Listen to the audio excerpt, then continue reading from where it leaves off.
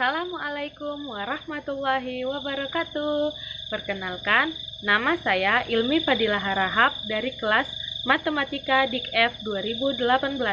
Di sini saya akan membahas tentang contoh permasalahan. Ini adalah mind mapping dari contoh permasalahan.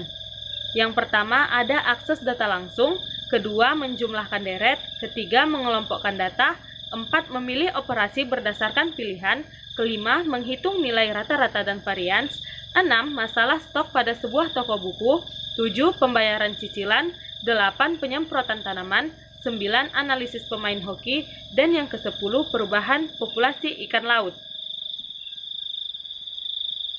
Nah, sekarang kita masuk ke pembahasan yang pertama, yaitu akses data langsung. Seorang sekretaris memerlukan satu program sederhana yang dapat membantu dia untuk mengetahui nomor telepon seseorang dengan cepat, tanpa harus membuka buku-buku agendanya.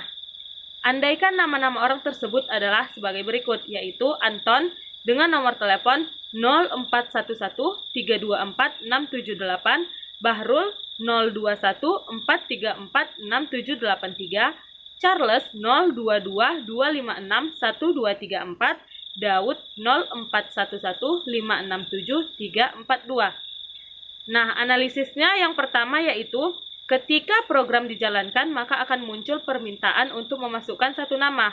Yang kedua, nama ini kemudian dicari, misalnya dengan rentetan if, then, else, atau dengan instruksi case.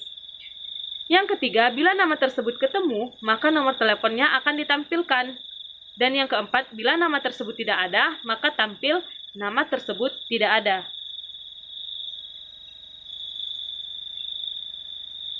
Nah, ini adalah algoritma buku telepon atau mencari nomor telepon seseorang. Definisi variabelnya ada string, nama, koma, nomor telepon, titik koma. Rincian langkahnya bisa kita lihat seperti berikut.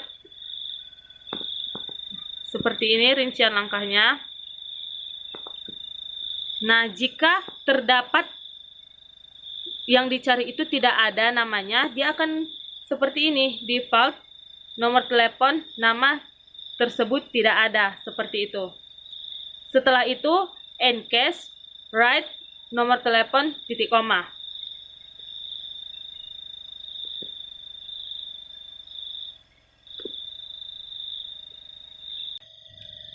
Nah, selanjutnya menjumlahkan deret. Buatlah sebuah algoritma untuk menghitung jumlah deret dengan n buah suku sebagai berikut. S sama dengan 1 dikurang 1/2 ditambah 1/4 dikurang 1/6 ditambah 1/8 dikurang 1/10 ditambah 1/12 dikurang 1/4 ditambah dan seterusnya. Analisisnya yaitu pertama, ketika dijalankan maka akan ada permintaan untuk memasukkan jumlah suku n. Kedua, bila diperhatikan maka tanda berselang-seling positif dan negatif. Posisi ganjil tandanya positif dan posisi genap bertanda negatif. Yang ketiga, nilai yang dijumlahkan adalah kelipatan dari 1/2 yang dikalikan sesuai dengan posisinya. Mula-mula 1/2, kemudian 1/2 dikali 2, 1/2 dikali 3, dan seterusnya.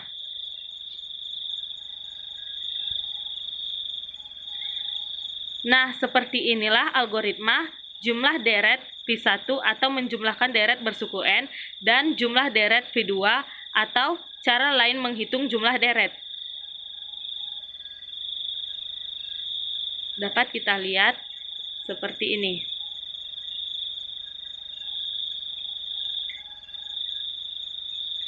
Baiklah, selanjutnya mengelompokkan data.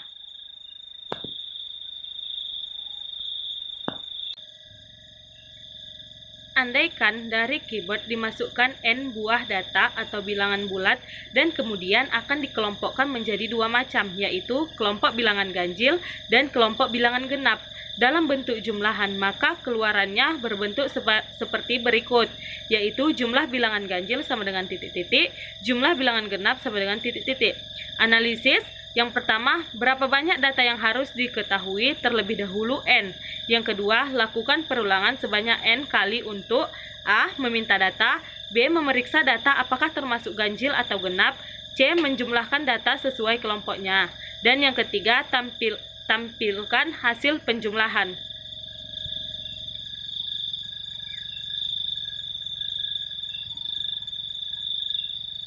Nah, seperti inilah algoritma ganjil genap atau mengelompokkan data dalam bentuk jumlahan bilangan ganjil dan genap. Dapat kita lihat di sini.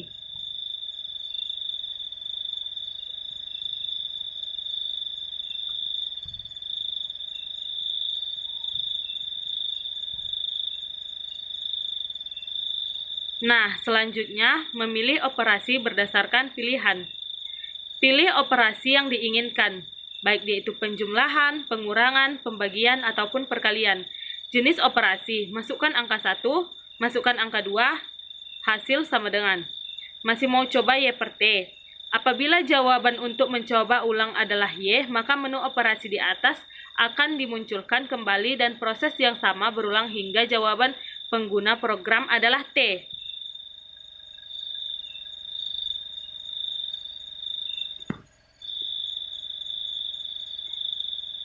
Nah, seperti inilah algoritma menu program atau memilih operasi berdasarkan pilihan pada menu program.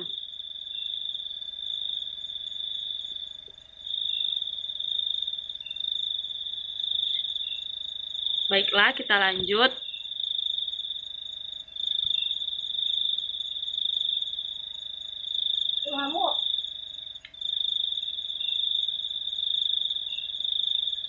Menghitung nilai rata-rata dan varians. Andaikan ada n bilangan biasa yang dimasukkan lewat keyboard, maka nilai rata-rata adalah jumlah semua bilangan tersebut dibagi n.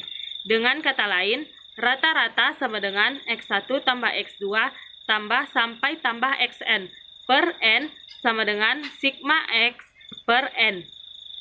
Varians adalah nilai yang menunjukkan besarnya jumlah perbedaan dari setiap bilangan terhadap nilai rata-rata, atau varians sama dengan sigma x dikurang rata-rata pangkat 2 per n dikurang 1 sama dengan sigma x pangkat 2 dikurang sigma x pangkat 2 per n dikurang 1. Analisisnya yang pertama, tetapkan n. Yang kedua, lakukan perulangan mulai dari I sama dengan 1 sampai dengan n. A, masukkan X. B, jumlahkan X. S sama dengan S tambah X. Yang C, jumlahkan X pangkat 2. K sama dengan K tambah X pangkat 2. Yang ketiga, hitung rata sama dengan S per N. Keempat, hitung varian sama dengan K dikurang S pangkat 2 per N dikurang 1.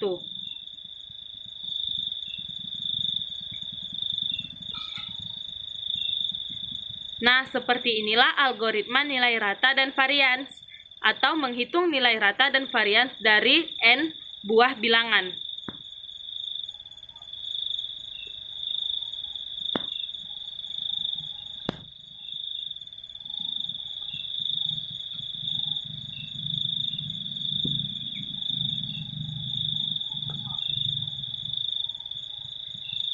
Nah, selanjutnya, masalah stok pada sebuah toko buku.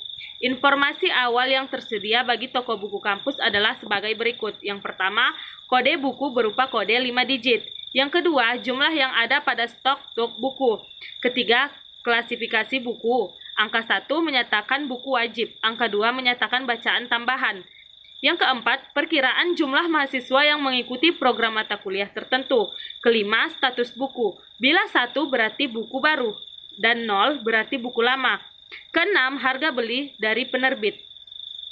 Hasil penelitian staf toko buku menunjukkan bahwa buku wajib lama pada umumnya dibeli oleh 60% mahasiswa peserta mata kuliah.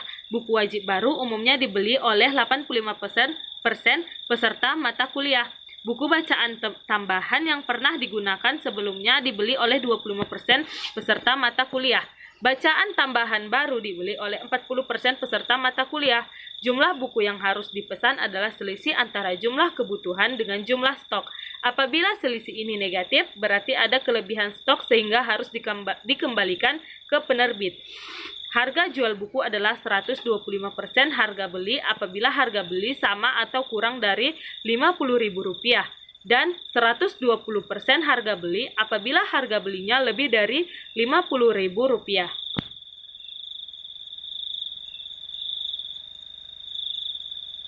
Nah, seperti inilah laporan untuk direktur toko buku seperti inilah formatnya, yang berisi kode buku, jumlah stok, jumlah pesanan, margin laba, dan ditotalkan total margin laba berapa rupiah kah dia. Penamaan variabel adalah sebagai berikut. Penamaan kode buku menjadi kode, jumlah stok, klasifikasi buku, kelas, jumlah mahasiswa, jumlah, status buku, status, harga beli, harga. Nah, seperti inilah algoritma toko buku atau memperkirakan pesanan buku pada sebuah toko buku di kampus.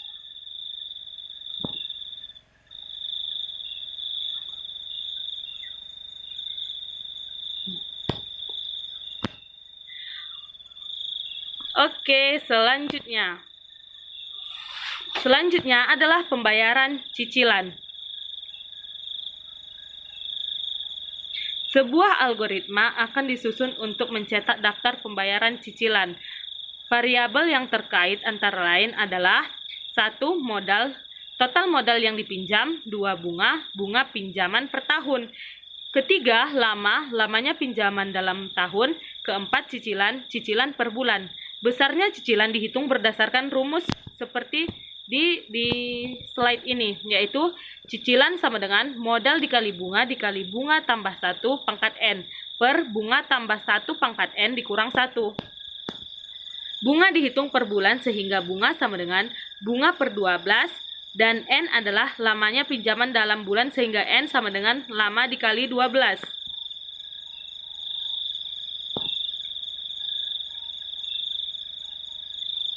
Nah, seperti inilah algoritma cicilan atau pembayaran cicilan atas pinjaman modal.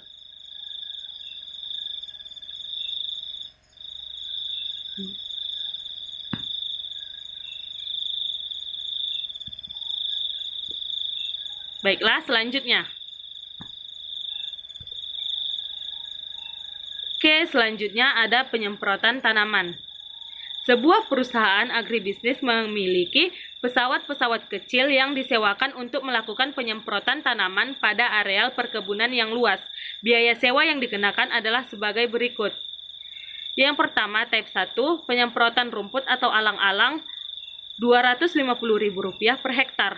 Type 2, penyemprotan hama belalang Rp500.000 per hektar. Type 3, penyemprotan kutu, hawa wereng, dan sebagainya sebesar Rp750.000 per hektar. Type 4, penyemprotan segala jenis hama dan segala macam rumput sebesar Rp1.250.000 per hektar. Apabila luas areal yang akan disemprot lebih dari 100 hektar, maka petani memperoleh diskon sebesar 10%. Di samping itu, apabila total pembayaran di atas sebesar Rp150 juta, maka dari kelebihan pembayaran itu akan menerima potongan 10%. Data yang diterima perusahaan adalah nama petani, luas lahan, dan tipe penyemprotan. Beberapa petani boleh saja berkelompok, namun diwakili oleh satu petani saja.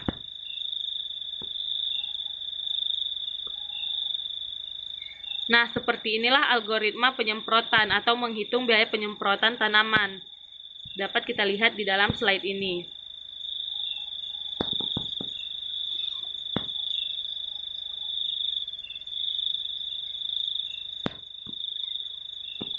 Baiklah, selanjutnya ada analisis pemain hoki.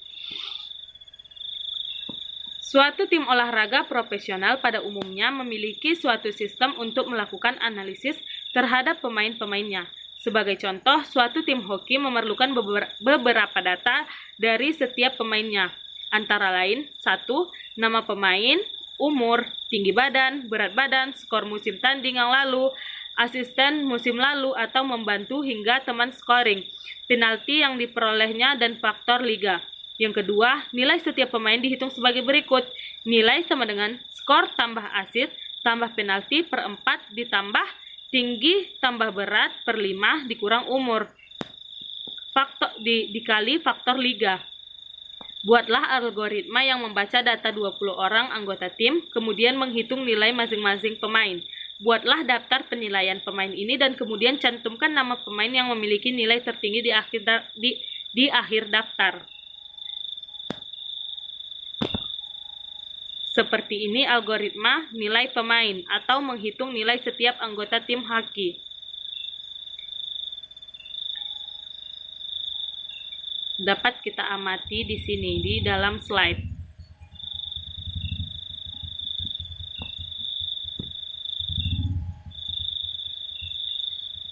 Oke, kita lanjut.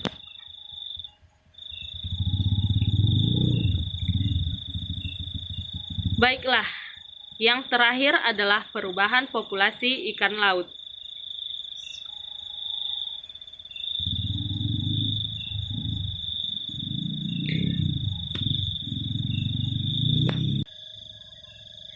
Susunlah sebuah algoritma yang menerima data dari database yang berupa nama atau jenis ikan, volume tangkapan tahun lalu, dan volume tangkapan tahun ini.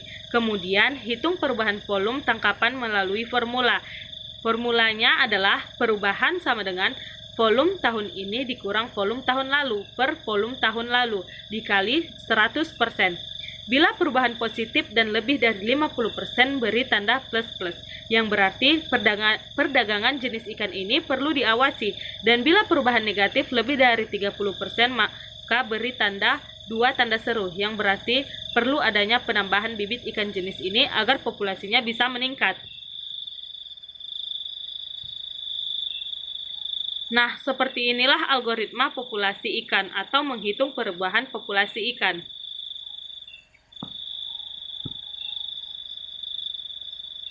Mari kita amati sama-sama.